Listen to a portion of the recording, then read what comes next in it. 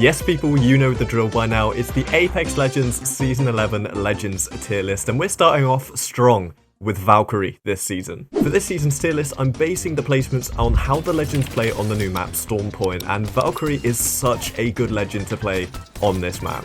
As I'm sure you're all aware, the redeploy balloons have gone in Stormpoint, and now they are replaced with gravity cannons, and they can be fun. I mean, who doesn't love getting yeeted across the map at 1,000,000 miles per hour? But the old redeploy balloon system was a little bit more free-flowing. I mean, they allowed you to go in any direction you wanted to within the 360-degree radius of the balloon, whereas the grav cannons are a little bit more streamlined in that sense. But Valk completely solves this issue. She allows you to go whichever direction you want. Obviously, she can do it multiple times a match, as her ult doesn't take too long to charge, and her passive jets are so good on this map because there are so many of those hard to reach areas and tall grounds. Tall high grounds?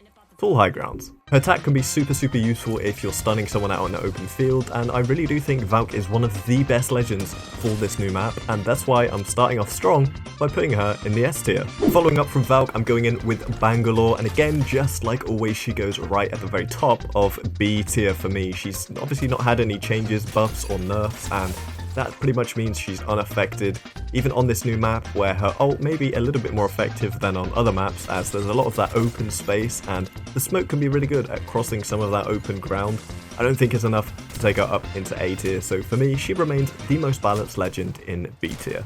Up next, we have the boy, the Prowler. I mean, what a legend this guy is. You can't have a Legends tier list without the Prowler, right? As you can see by this gameplay, the Prowlers are a little bit OP. What is he doing? What is he doing? Please stop! Please stop! Why is he still going? I don't want to crowd S tier up too much too early, so I'm going to put him in A tier, but my boy Prowler, he's pretty strong. On to the next one, and we have Rampa, and I'm going to put her in C tier. Now, I know we're fresh off of a batch of lovely Rampa buffs, and they definitely made her a lot more fun to play. I mean, her walls are definitely very strong, as they've always been, and her ultimate is now a lot more viable than it ever has been before.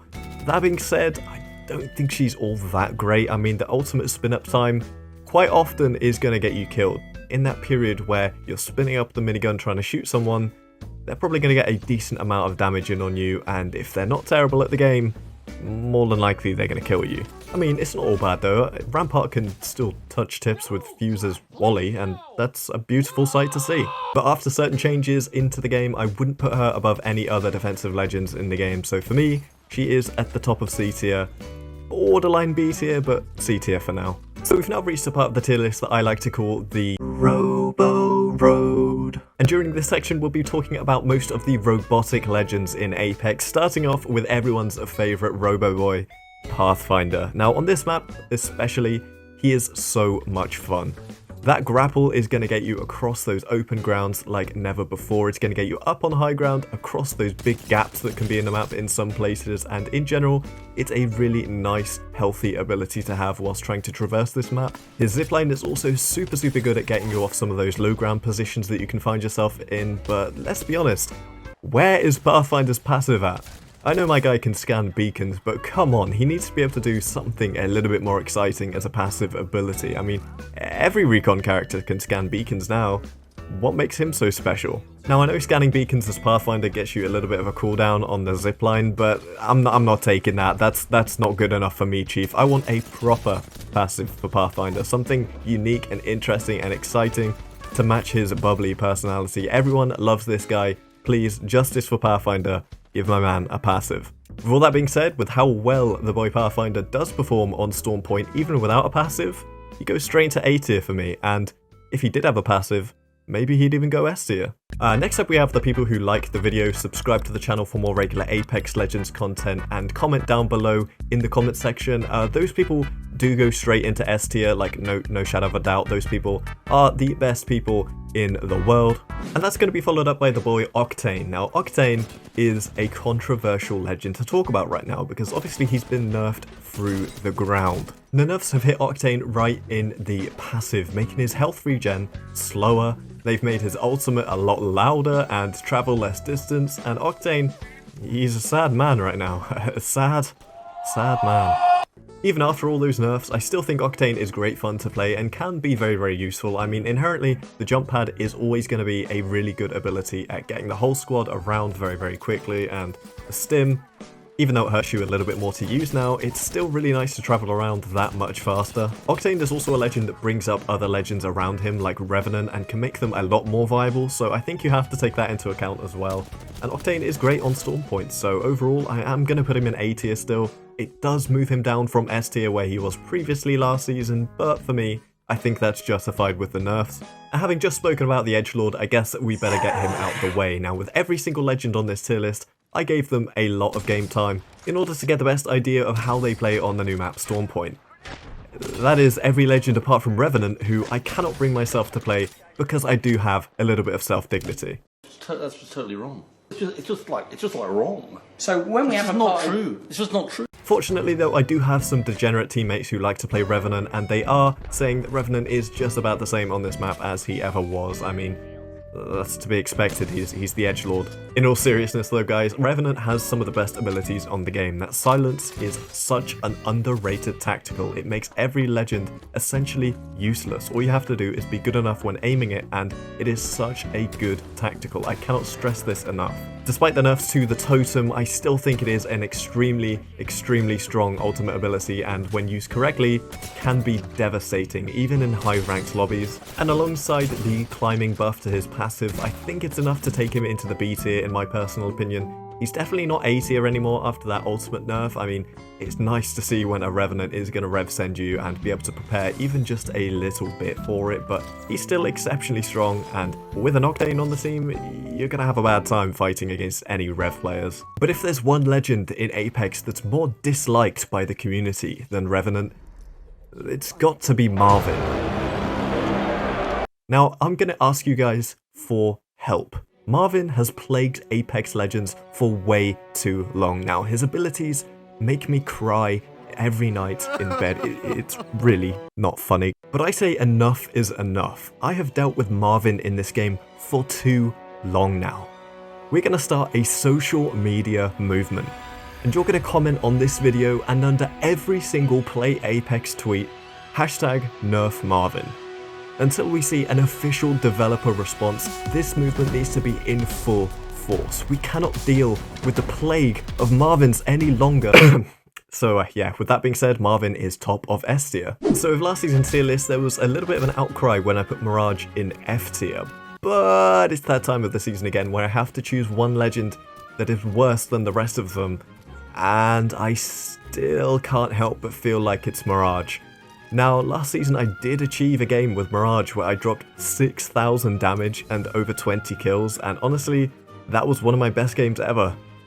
But I still think Mirage is absolutely awful. I mean, sure, I love Mirage as a character, and his abilities can be really, really fun to use, and sometimes, in the right situations, they can even be really effective. That being said, I do think his abilities are a little bit of a gimmick, and I'm not entirely sure they hold up when you compare them to, say, an Ashe, a Valk, I mean, even a Seer, and Seer is awful.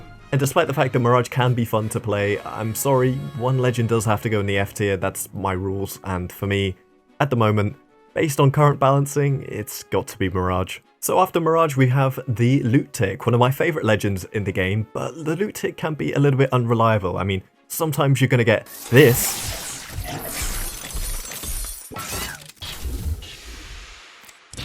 and sometimes you're going to get this.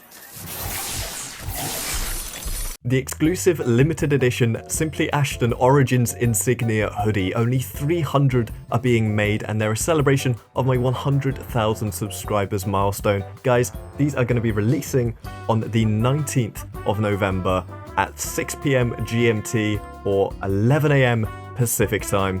Make sure you pick them up quickly because these are going to be sold very, very fast. So yeah, after that, I think you can agree that the loot ticks are sometimes good and sometimes bad, so B tier for me, pretty balanced. Alright, so next up we have Loba, and although she hasn't seen any changes, the way she plays on this new map, Stormpoint, is really, really good. I actually love playing as Loba on this map. Her bracelet allows you to traverse the map, and the way that the map flows so well. It allows you to get on high ground, low ground, mid ground, semi-mid ground, all the grounds. with absolute ease, and I love playing her. It just feels so much better to play on this map as a Loba, especially when you take into consideration that her ultimate allows you to get looted up.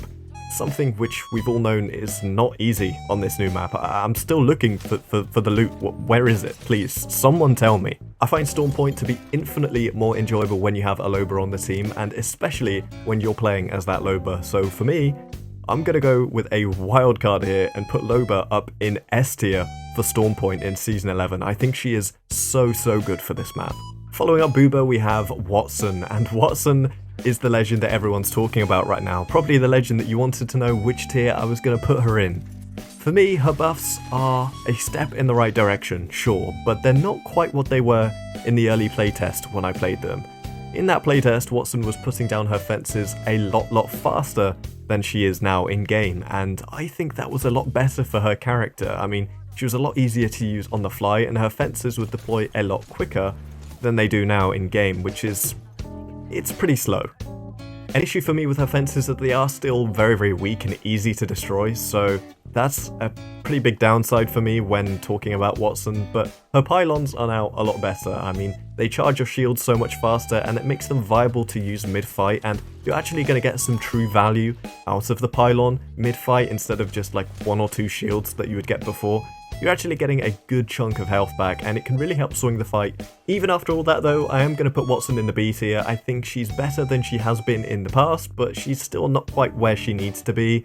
I think 1 or 2 minor tweaks here or there could really make her a lot better and healthier in the long run. Next up we have the Space Mom herself, Horizon, and she is just so much fun.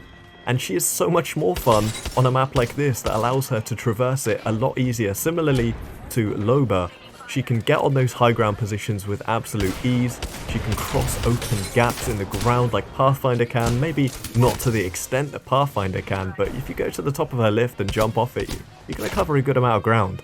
And her passive ability, being able to slide faster and boost off of edges when you're sliding down hills and off of buildings, it's so good. It's such an underrated passive ability, and obviously that goes without mentioning her ultimate, which can again swing a fight in your direction if you manage to land a big ult and maybe a grenade next to it, or even without the grenades. The ults can be super useful in pulling enemies away from where they need to be, pulling them away from cover. You know how Horizon is. She's a lot of pro players' choice for their favourite legend to play, and honestly, I'm going to go out there. I'm going to say on Storm Point, Horizon is an S tier legend, because she makes playing this map a bunch more fun and a lot easier. Lifeline's up next, and obviously she's seen a lot of changes over the seasons. I think she's in a good place right now. I think she's very viable as a medic type character, as she can res 2 of you at once. The Doc Drone is super useful, and the ultimate ability having been slightly reworked to give you relevant loot to what you currently have in relation to what you currently have. I think she's fairly balanced, and I'm going to put her in B tier.